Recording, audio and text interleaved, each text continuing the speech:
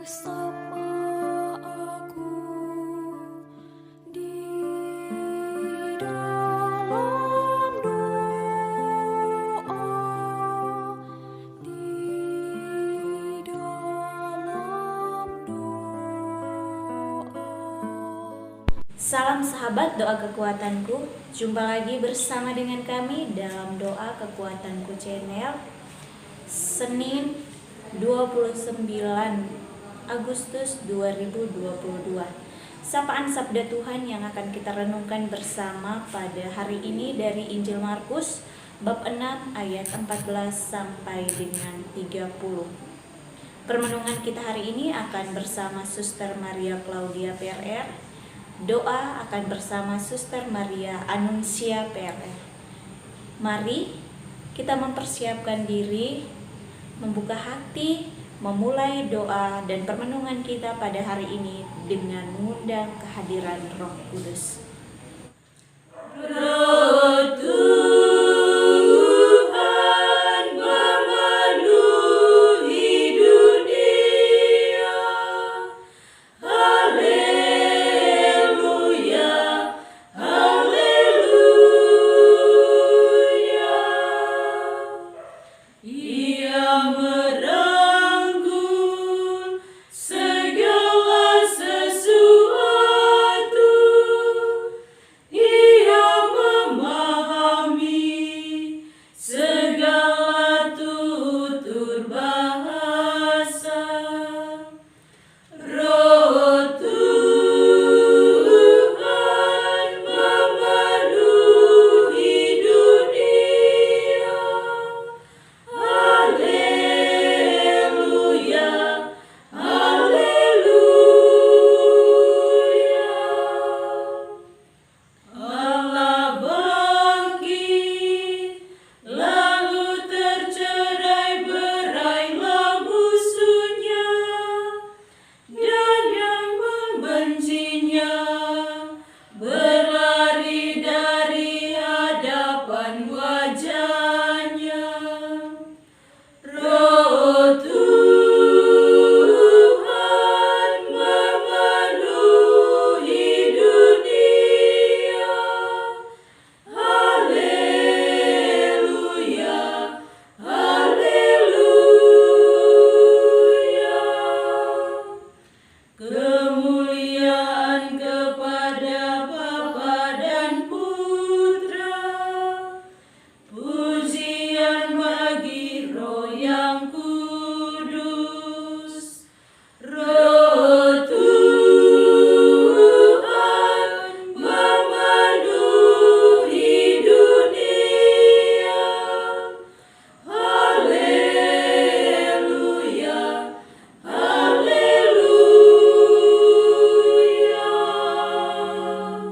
Dalam nama Bapa dan Putra dan Roh Kudus, amin. Utuslah Roh-Mu ya Tuhan, maka semuanya akan diciptakan lagi, dan Engkau akan membaharui muka bumi. Marilah kita berdoa. Ya Allah Bapa yang Maha Murah, Engkau adalah sumber segala rahmat. Ajarilah kami untuk selalu rendah hati di hadapan-Mu, sehingga kami mau menyadari kelemahan kami, dan boleh membuka diri untuk menerima anugerah-Mu melalui sapaan sabda-Mu yang akan kami dengar dan kami renungkan pada hari ini. Dengan perantaraan Yesus Kristus Putra-Mu, yang bersama Dikau dalam persatuan Roh Kudus, hidup dan berkuasa Allah sepanjang masa. Amin. Marilah kita mendengarkan sabda Tuhan. Bapak Ibu, para sahabat yang terkasih, sapaan sabda Tuhan pada hari ini terinspirasi dari Injil Markus bab 6 ayat 17 sampai 29. Yohanes Pembaptis dibunuh. Sebab memang Herodeslah yang menyuruh orang menangkap Yohanes dan membelenggunya di penjara berhubung dengan peristiwa Herodias, istri Filipus saudaranya, karena Herodes telah mengambilnya sebagai istri. Karena Yohanes pernah menegur Herodes, "Tidak halal engkau mengambil istri saudaramu." Karena itu Herodias menaruh dendam pada Yohanes dan bermaksud untuk membunuh dia, tetapi tidak dapat, sebab Herodes segan akan Yohanes karena ia tahu bahwa Yohanes adalah orang yang benar dan suci, jadi ia melindunginya. Tetapi apabila ia mendengarkan Yohanes, hatinya selalu terombang-ambing, namun ia merasa senang juga mendengarkan dia. Akhirnya tiba juga kesempatan yang baik bagi Herodias ketika Herodes pada hari ulang tahunnya mengadakan perjamuan untuk pembesar-pembesarnya, perwira-perwiranya, dan orang-orang terkemuka di Galilea. Pada waktu itu anak perempuan Herodias tampil lalu menari, dan ia menyukakan hati Herodes dan tamu-tamunya. Raja berkata kepada gadis itu, "Mintalah daripadaku apa saja yang kau ingini, maka akan kuberikan kepadamu." Lalu bersumpah kepadanya, "Apa saja yang kau minta akan kuberikan kepadamu, sekalipun setengah dari kerajaanku." Anak itu pergi dan menanyakan ibunya, "Apa yang harus kuminta?" Jawabnya, "Kepala Yohanes Pembaptis." Maka cepat-cepat ia pergi kepada raja dan meminta, "Aku mau supaya sekarang juga engkau berikan kepadaku kepala Yohanes Pembaptis di sebuah talam." Lalu sangat sedihlah hati raja, tetapi karena sumpahnya dan karena tamu-tamunya, ia tidak mau menolaknya. Raja segera menyuruh seorang pengawal dengan perintah supaya mengambil kepala Yohanes. Orang itu pergi dan memenggal kepala Yohanes di penjara. Ia membawa kepala itu di sebuah talam dan memberikannya kepada gadis itu, dan gadis itu memberikannya pula kepada ibunya. Ketika murid-murid Yohanes mendengar hal itu, mereka datang dan mengambil mayatnya, lalu membaringkannya dalam kuburan. Demikianlah sabda Tuhan. Terpujilah Kristus. Siap kehilangan. Bapak, Ibu, para sahabat yang terkasih dalam Kristus, salah satu tindakan kasih kita kepada sesama adalah memberikan teguran yang nyata dan membangun ketika sesama kita melakukan penyimpangan. Sementara memilih bersikap diam terhadap kesalahan seseorang mungkin ada langkah yang membuat kita aman dan jauh dari risiko. Itulah kasih yang tersembunyi. Berani menegur dan melakukan kebenaran itu mengandung risiko yang membuat kita bisa kehilangan banyak hal, antara lain kehilangan reputasi, teman, relasi sosial, harga diri, dan lain sebagainya. Bapak, Ibu, para sahabat yang terkasih dalam Kristus, apa yang menimpa Yohanes Pembaptis tidak jauh berbeda dengan apa yang dialami oleh para nabi yang hidup sebelumnya. Mereka sama-sama menjadi penyampai pesan Tuhan, menyatakan kebenaran di tengah bangsa yang bengkok hati, dan kemudian mengalami akhir hidup yang sama, harus kehilangan nyawa.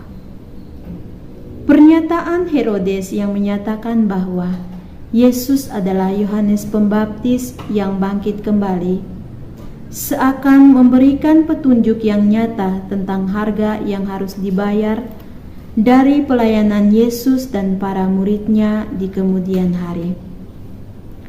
Bahwa Yesus juga harus mati terpaku bagai penjahat, dan para muridnya pun akan menderita penganiayaan sebagai para pemberita kebenaran.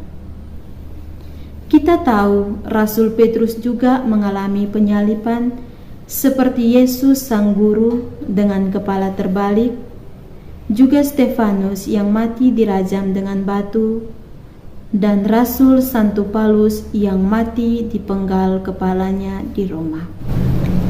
Bapak Ibu, para sahabat yang terkasih dalam Kristus, apa tuntutan bagi kita yang adalah pengikut Kristus di zaman ini? Menjadi pengikut Kristus yang setia berarti kita siap menjadi pemberita kebenaran di tengah situasi yang penuh penyimpangan. Namun kita pun disadarkan bahwa menjadi pemberita kebenaran ada harga yang harus dibayar dan ada risikonya. Karena berdiri teguh dalam kebenaran, kita mungkin tidak sampai kehilangan nyawa, tetapi kehilangan kesempatan, promosi dalam pekerjaan, kehilangan reputasi, kehilangan rasa keadilan, dan sebagainya. Dan disinilah keputusan kita diuji. Apakah kita siap berdiri di atas kebenaran dengan segala resikonya, ataukah kita akan ikut berlaku hidup menyimpang asalkan hidup aman? Karena setiap keputusan ketika menyaksikan kebenaran dan ketidakbenaran akan membuktikan apakah kita adalah Yohanes Pembaptis atau Herodes. Amin. Setelah kita mendengarkan firman Tuhan sejenak, kita merenungkannya. Marilah kita bersatu hati memanjatkan doa-doa permohonan kita. Bagi dunia yang berada dalam cengkeraman perang dan kekerasan, kecurangan dan penyalahgunaan kekuasaan, semoga Bapa membimbing orang-orang jujur yang mempunyai visi serta diilhami oleh nilai-nilai Injili. Semoga mereka mengembalikan dunia ke jalan cinta kasih dan perdamaian. Marilah kita mohon, kabulkanlah doa kami ya Tuhan. Bagi semua saja yang memiliki hati untuk merawat orang sakit dan para jompo, semoga Bapa memberkati mereka yang merawat orang sakit dan para jompo, agar selalu ingat bahwa kebesaran seseorang terletak pada kerendahan hati. Marilah kita mohon, kabulkanlah doa kami ya Tuhan. Bagi kita semua yang mengikuti doa di Doa Kekuatanku channel ini, semoga Bapa membimbing kita agar kita selalu dapat menerima baik kemampuan maupun kelemahan kita sebagaimana adanya. Marilah kita mohon, kabulkanlah doa kami ya Tuhan. Marilah kita hening sejenak, kita menyampaikan doa-doa dan harapan kita masing-masing. Marilah kita mohon, kabulkanlah doa kami ya Tuhan.